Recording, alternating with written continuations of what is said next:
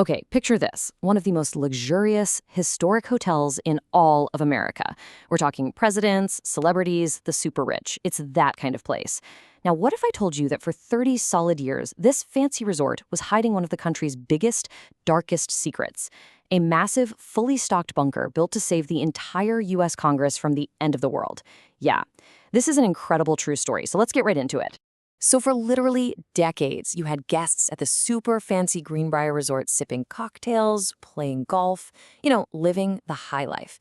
And the whole time, they were completely, utterly clueless that right underneath their feet was a secret city, an entire underground complex. But here's the crazy part.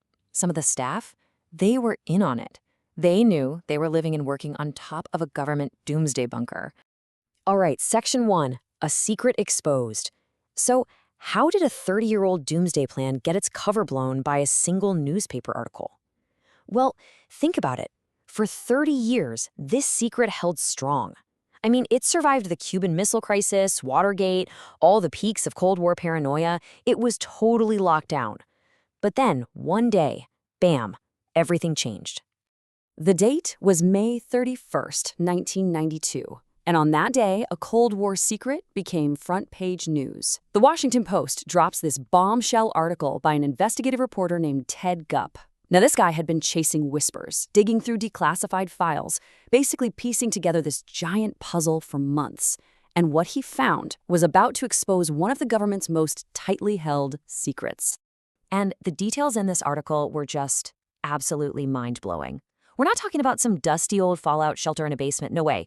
This was a massive, fully operational facility. It was secretly staffed 24/7, ready to go at a moment's notice, all designed to house every single one of the 535 members of Congress. And the craziest part? The government didn't even try to deny it. The reporting was just too good. The evidence was just too solid. Okay, next up, why build a doomsday bunker? I mean, this is the big question, right? You've got to wonder about the terrifying reality that made this impossible-sounding plan seem necessary. Why would you go to such insane lengths to build a secret city under a luxury hotel? Well, to get that answer, we have to go back to the paranoia and pure terror of the early Cold War. I mean, just look at this timeline of the nuclear arms race. It's wild how fast things escalated. In 1945, the atomic age kicks off. Just 4 years later, the Soviet Union has the bomb. Then, in '52, the U.S. detonates a hydrogen bomb, and boom, the very next year the Soviets have one too. We're talking about weapons thousands of times more powerful than the first atomic bombs. Suddenly, military planners had to face a horrifying new reality. A nuclear war wouldn't just destroy a few cities, it could literally wipe out civilization as we know it. And of course, Washington, D.C. would be ground zero, target number one. And that brings us to this really crucial idea: continuity of government, or COG for short. This was the plan to make sure that the essential parts of American democracy could somehow survive a catastrophic nuclear attack. President Eisenhower was absolutely obsessed with this problem. I mean, think about it. If Washington, D.C. just got vaporized off the map, what happens to the government? The military has its chain of command, sure, but what about Congress? Who makes the laws? The Greenbrier bunker? That was the answer. All right. Let's talk about hiding in plain sight. This is maybe the most incredible part of the story. It's about how they engineered a secret city and created the perfect cover story. I mean, building a secret city is already pretty impressive, but hiding it for 30 years inside one of America's most famous and public resorts, that is a whole other level of genius. Let's dig into how they actually pulled this off. You really have to understand there were two completely different worlds existing in the same location. On the surface, you had the Greenbrier, a 5-star resort with presidents, celebrities, fancy floral wallpaper, you get the picture, pure luxury. But deep underground, hidden behind a massive 25-ton blast door, was a totally different reality. A stark concrete fortress with decontamination showers, built for one single purpose: survival. And just to give you a sense of the sheer scale we're talking about, 112,000 square feet. That is massive. To put that in perspective, that's roughly the size of 2 football fields. 2! Just buried underground, inside a mountain. So yeah, this was no small hideout. It was a sprawling, honest-to-goodness underground city. So what was inside this doomsday bunker?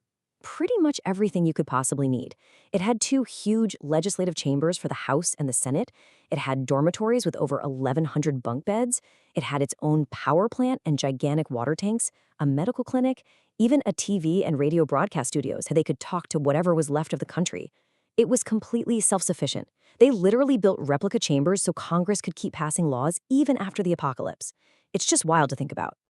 And let me tell you, there was nothing luxurious about the inside of this place. The bunker's interior was designed for one thing, and one thing only: survival. Forget the fancy wallpaper from upstairs. Down here, it was all Spartan, military-grade function. Rows and rows of metal bunk beds, bare concrete floors. It was a grim, depressing space that was a constant, stark reminder of the horrible reason you would ever have to be there. So how on earth did they keep this massive facility running for 30 years without anyone noticing? Well, they had an absolutely brilliant cover story. They created a fake audio-visual company called Forsyth Associates. As far as the hotel staff and guests knew, these guys were just the AV techs, the people you call to fix a projector or set up a microphone. But in reality, they were covert government employees living a double life. Their real job was to secretly maintain this doomsday bunker 24/7, keeping it ready at a moment's notice. Okay, Section 4, the reporter who knew. Let's talk about the man who pieced together the Cold War's biggest puzzle. For 3 decades, the cover story was flawless. It worked perfectly. But one journalist, a guy named Ted Gupp, started pulling at these little loose threads. And he kept pulling until the whole entire secret unraveled. So how did he uncover the secret? This wasn't some anonymous leak from a whistleblower. This was pure, old-fashioned investigative journalism. First, Gupp found these weird little hints in declassified government documents. Then, he started tracking down retired officials, people who might know something, and convinced them to talk off the record. He cross-referenced every tiny detail to confirm the story was real. And finally, he published the article that just completely stunned the world. He solved a 30-year-old mystery that was literally hiding in plain sight. Which brings us to our next section. From top secret to tourist trap.